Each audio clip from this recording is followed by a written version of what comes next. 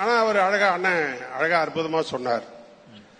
505 தேர்தல் அறிக்கை கொடுத்தாங்க, அதுல என்ன நிறைவேற்றிருக்காங்க அப்படிங்கறத சொன்னார்னா தேவலாம்.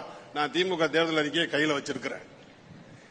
ரொம்ப காலமா வச்சிருக்கீங்க நீங்க. ஆமா, ரொம்ப நாளா எல்லா மேடையிலையும் பாக்குறேன். நீங்க அதிமுக தேர்தல் அறிக்கையை விட திமுக தேர்தல் அறிக்கையை தான் கையில வச்சிருக்கீங்க. கையில அது மனசுல இருக்கு, அதனால இத கையில வச்சிருக்கிறேன். என்னன்னு கேட்டீங்கன்னா, நாங்க ஆட்சிக்கு வந்த உடனே கையெழுத்து நீட்டை ரத்து செய்வோம், ஓட்டு போடுங்க. இல்ல, அதுக்காக கோடிக்கணக்கில் கையெழுத்து வாங்கி வெற்றி பெற போறோம்னு சொல்லி கையெழுத்து வாங்கினீங்க. அது எங்கேயோ மாநாட்டில் குப்பையில பார்த்ததா சொல்றாங்க.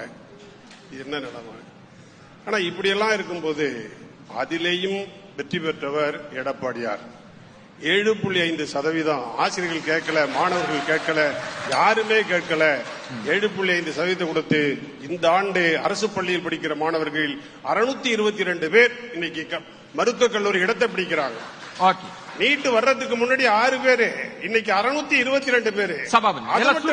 அது மட்டும் இல்ல, அந்த 622 பேருக்கும் அரசே கட்டணத்தை கட்டுகிறது. ஒரு செருப்பு தைக்கிற தொழிலாளியினுடைய மகள் மருத்துவக் கல்லூரிக்கு போறாங்க, பணம் இல்ல. ஆனால் எடப்பாடியார் அன்னைக்கே உத்தரவு போட்டார், இந்த இடஒதுக்கீடு உள்ளே போகிறவர்களுக்கு அரசே கட்டணத்தை கட்டும் சொல்லிட்டார். கேள்வி பதிலா போகலாம், சுருக்கமா போனா நல்லா இருக்கும். அன்னைக்கே வெற்றி பெற்றுட்டார் எடப்பாடியார். திரு சபாபதி கேள்வி பதில்.